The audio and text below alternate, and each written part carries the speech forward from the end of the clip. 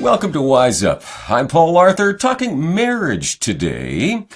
Now, it used to be a majority of couples in North America, even around the world, they were married couples, right? They got married. So why is marriage on the decline, and does that actually matter? That's what we want to tackle here today. Our guest is Andrea Mrozek. She is a senior fellow with Cardis. It's a nonpartisan think tank here in Canada, and co-author of a book called I Do, ? Why Marriage Still Matters. It's co-written with Peter John Mitchell. So good to have you with us, Andrea. Well, thanks for having me on. Yeah, looking forward to the conversation. It is very, very important. Maybe first of all, give us a brief snapshot of what your book is about and what you hope to accomplish through it. Thanks for that. Basically, marriage is good for men. It's good for women. It's good for children. And our society has forgotten this. So we are losing the language and logic of marriage. Even those who would say that it is necessary or a good thing might not be well equipped to talk about it. I say that as having been such a person myself. I entered into the sphere of looking at marriage and researching marriage and reading about marriage with my own degree of skepticism. And after nearly 20 years in the business, arrived at a place where I finally felt comfortable to talk about marriage. And we hope to equip others in the way that we have been equipped. So marriage is on the decline, as you said in the intro. It's important that it not be. And we hope that this book can offer people that language and logic All right. to help them. Very good. The book is available at Amazon, and you can also check out more about marriage and Andrea as well at cardis.ca. So to what degree has marriage declined in North America? How bad is it?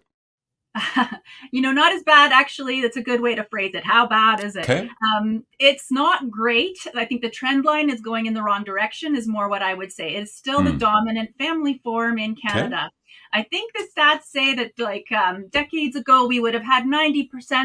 1981, if I'm not mistaken, the census said that 90% of our families would be married parent families. And today that is down at the 70% mark. So you can see how the trajectory is going in the quote unquote wrong direction. I say quote unquote only because we're not forcing marriage on anyone. But so long as we have a desire for relationship in our lives, we think that marriage needs to be on the dashboard as an accessible, necessary thing, not just a nice choice among many other choices. Right. So it's not as bad as it's not doomsday. This isn't to say that it's a doomsday thing that we're talking about, but we don't have marriage rates that as high as we used to have. Cohabitation has taken over a lot of that space. Yeah, we don't want to see that trend continue downwards. So what do Canadians think of marriage? If we did a survey on that, and I'm sure that's been done, are we more opposed to it now, or is it more like whatever, it doesn't really matter, we don't care that much about it, it's do you and I'll do me, right? Yeah, and that's it. You've got that attitude in Catskill, and I think the surveys show a little bit of that. You do you. We have grave reservations about ever enforcing any kind of, there would be an obligatory kind of family form. And I would also say there's no obligatory, nobody has to be married, and lives lived without marriage are obviously capable of being very fruitful, and a vocation is still possible to fulfill. Oftentimes people do have a vocation of working towards what God wants in their lives without getting married. But again, that impulse towards connection and people wanting to be in relationship, oftentimes I feel young people today are just simply not told as overtly as they should be that marriage is a really great thing. It's a great thing. It's not just a side note to the human existence. It will fill your life with meaning, and it shows itself in the research to be true. I should say that it's not a theological book. It's a book that relies on social science, and so we feel that's important because a lot of people either go to church or they're in a religious community, and so they have they like to think marriage is important, but the social science language is something that makes it accessible to everybody, regardless of where they're at, and can undergird what Christians or people of faith are thinking in other ways. So I think that's an important aspect to the book. Yeah, so this book, again, is not an overly religious book, so anybody can read it and still benefit from it. Makes people think for sure. And I think most of us would agree that, stable, healthy family units are crucial for a healthy overall society. We all want to see that. I think we're in agreement on that, generally speaking. And so people would say maybe, well, we all agree on that, but marriage, it's really just a piece of paper. I hear that a lot. It's a piece of paper, so, whatever. It doesn't matter so much if we, live, together as common law couples. What's the difference? Yeah, I've been asked that a lot. And I think the dry answer is simply that the research doesn't bear out that common law and marriage are exactly the same. So if marriage is just Okay. a piece of paper, it's Mm-hmm. actually an incredibly critical piece of paper. But I think we do see some common law relationships that really mimic marriage almost entirely. But those would be not the majority of them. And that Mm-hmm. also makes sense because when I know friends and family who have moved into common law relationships, some are more intentional about it and others are less so. Some people Okay. slide into living together with another person. It almost happens by accident. And so then you can see how that's a less intentional. It's just simply not intentional. It's not a decision you've made. You've not talked about aspects of your shared lives together. And I think that's something that leads. It's common law is meant to be something that's easier to get out of, and it is. So that's what the data says, basically, that Okay, yeah. common So law do break up. marriages last longer then? Yeah, yeah, Like they're less likely to break up with a marriage as opposed to cohabitating. that's it. That's it. Okay. That's exactly it. That's what the data Okay. shows. Yeah, I mean that's pretty important to note that for sure. Do young couples today have the mindset? Do we want to go into a relationship that says "until death do us part"? This is a Mhm. permanent thing, or do we kind of go in with well, if it doesn't work, it doesn't work, sort of thing, right? Where are Canadians at there? Well, I mean, the data trends show that we like our common law relationships, and many people are moving into those. We also like marriage a little bit less than Americans. Our American counterparts south of the border, people there are more likely to, if they get divorced, they'll remarry rather than live in common law. So those are some of the distinctions Oh, we provide interesting. in the book between the two countries. Hmm. Um, in Canada, once people divorce, they're more likely to enter into something like a common law relationship.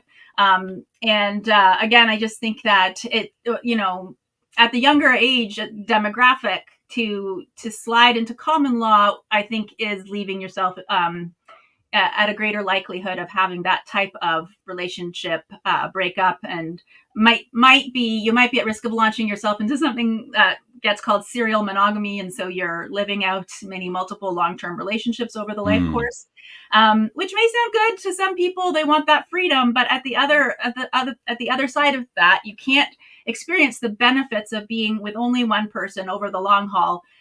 It's incongruous with having the freedom to enter and exit a relationship as you think you wish. So I think we want to introduce young people, especially, to the ideas of marriage as powerful and a source of great good, Mm-hmm. not just for the Okay. people involved, children, possible children, but also for society, the communities that we live in. Okay. It used to be that marriage was the place for sexual relationships to be in, right? And it's perhaps a guardrail of sorts as well. I mean, were we as a society better off with that mindset, you think? I think there's been a slight return to what one might call the more traditional value associated with sex within marriage. It's ever so Okay. slight. It's still Hmm. something we identify in the book. It's almost like, what are you talking about if you say that at this point, that sex is reserved for marriage? We talked to people as we wrote the book, and we interviewed people from different demographics, deliberately seeking young, medium, old, all ages. So you find older people would say things like, I knew I wanted to get married so that I could have a sexual relationship. Those are words that no young people today is ever going to utter. The answer as to why a constraint around sexual activity is important could get really long.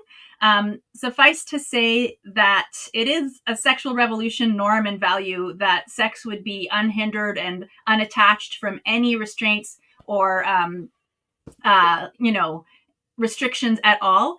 And I think we have hit a tipping point on even outside of any religious community. I think we've hit a point where we're recognizing that that has its own set of pitfalls and may not work as well as promised. Some of the stats in general on sexual activity show that people who are married are actually having more sex, that young people in general outside marriage are having less sex. So sex on the whole is also in decline. So in a sense, the sexual revolution values aren't, they're not weighing up to their own promises.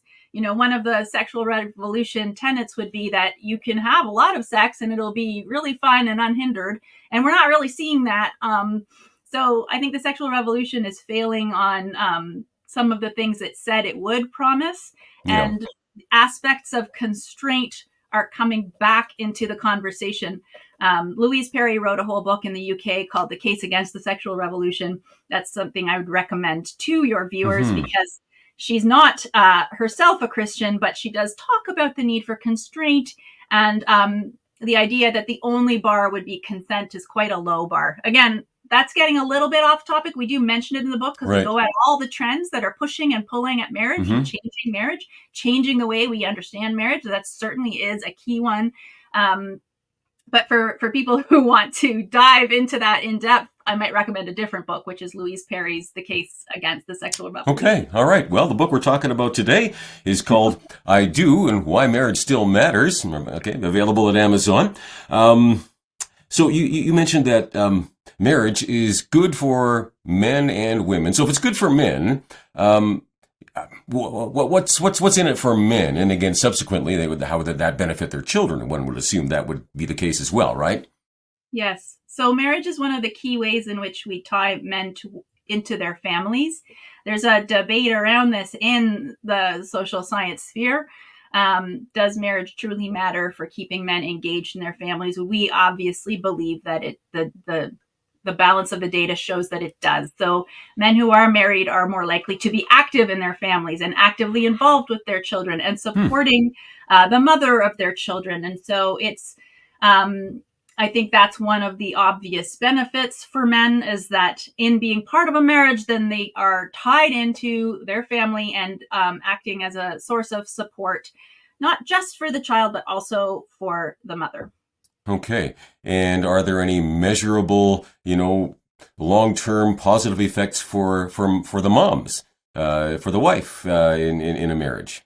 Yeah, and those truly tie in. I think that we would understand marriage as a child-centered institution. And so we don't really have another way. I've said before in one instance that marriage is the worst family form, except for all the others. We don't really have a way of helping women who become mothers in the way that marriage helps. And I think that it might be something people need to experience to really relate to, but having a child is a vulnerable situation, and the mom in that moment needs support from a partner, and that is best her husband for the purposes of longevity, as we previously discussed. The man is more likely to stick around and be involved when his involvement is under and in the framework of marriage, that supportive framework of marriage. Okay. Now, the impact that marriage would have on emotional, mental health, physical health of children compared to common law families, do we have some stats on what works best there?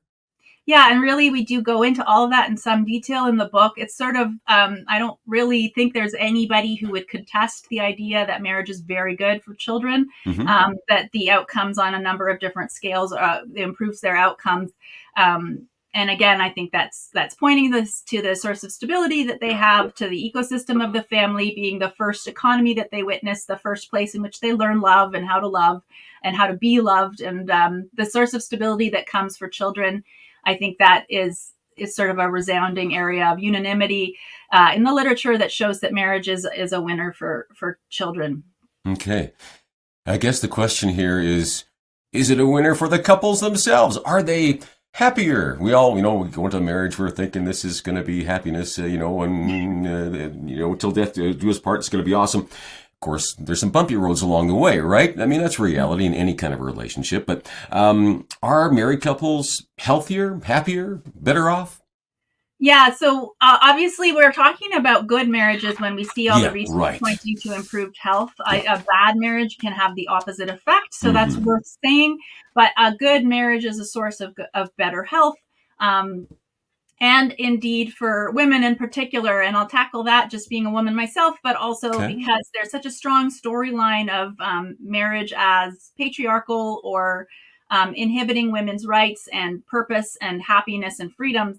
That's been the feminist story since the second wave, and it's really taken hold. So we do have data and surveys that we unpack in the book showing that women with the highest happiness levels are in fact married. So that might be slightly counterintuitive, and I suppose your viewers, depending on where they're at, might contest that or say I'm feeling otherwise. But Mm-hmm. in the aggregate, which is really what we're going for with Right. all the analysis of data in the book, what we see is that women who are married have the highest happiness scores. Well, it is very interesting to note as well. I've seen a number of different studies showing that, on average, again, the majority of women would rather be at home with their kids during the, those young growing up years, rather than being at work pursuing the career if they had the choice. Now, of course, today's economic times may demand otherwise, but I don't know if we're seeing an increase of that.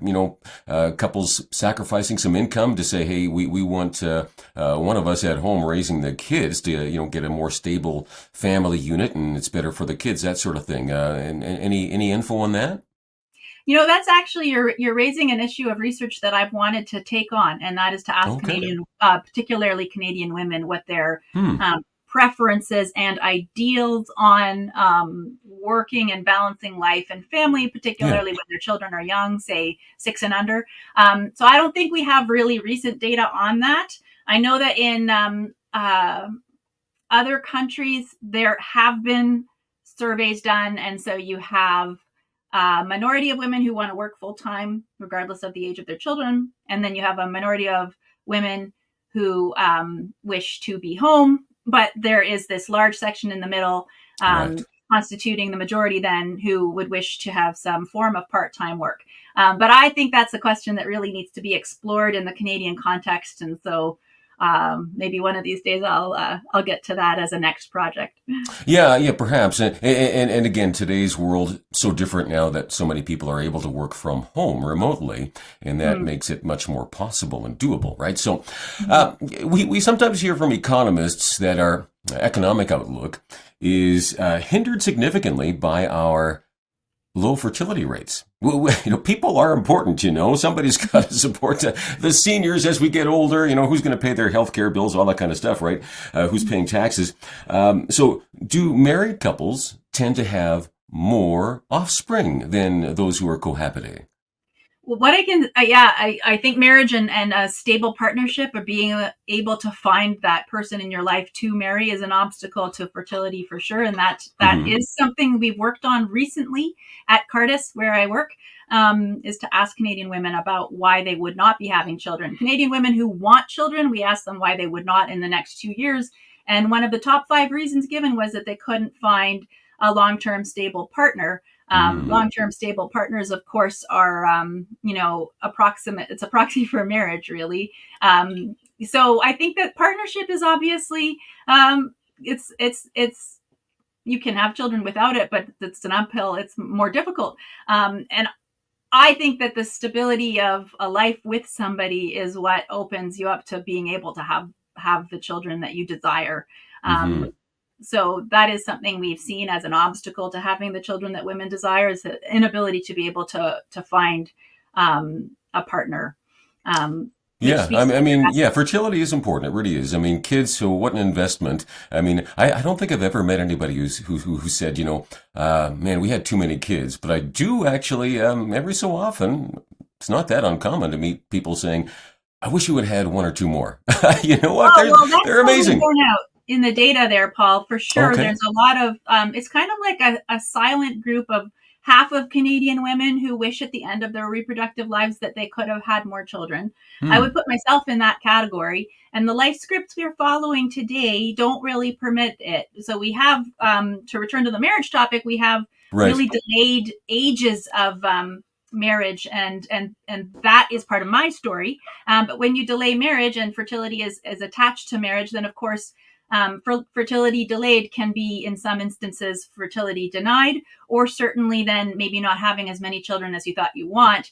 And the other thing I'd say is that on that, sometimes just having the one child makes you realize you would want more, where you hadn't realized that before. So I know Yeah. an economist in the States by the name of Catherine Picolick has written a whole book called Hannah's Children about that idea of children as an experience good. We don't really know. We know the rough outlines of what they might be like, or, we were children ourselves, but it's actually having a child that allows you to better understand what it means.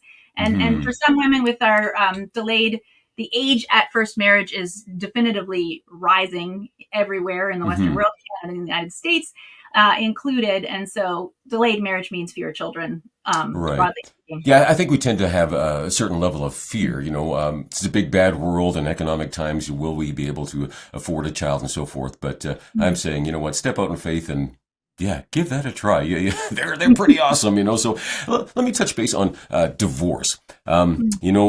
Big bad word. It seems to have become perhaps normalized, if you will. In one sense, we could say maybe that's a good thing in the sense that we're perhaps less judgmental. All right. I don't want to condemn anybody who's gone through a divorce. It's a kind of a no-win situation for everybody, it seems. On the other hand, I wonder, are we too easily giving up on making marriages and relationships work? Maybe not paying enough attention to the damage that it does to the family unit, especially the children. Mm-hmm. Yeah, and no one wants to be perceived as judgmental. One of the great Hmm. compliments we got on our book was from a divorced mother whose family circumstances certainly were difficult, and she had gone through a divorce, and now she was going to be giving our book to her 14-year-old daughter to just help nurture a sense of the bigger picture on marriage outside of their own family situation, which had been very, very painful and difficult, particularly for the 14-year-old daughter. So I think that spoke to what the tone we wanted with the book really is to. It's not a book saying every divorce is unwarranted. It's just not that Yeah. book.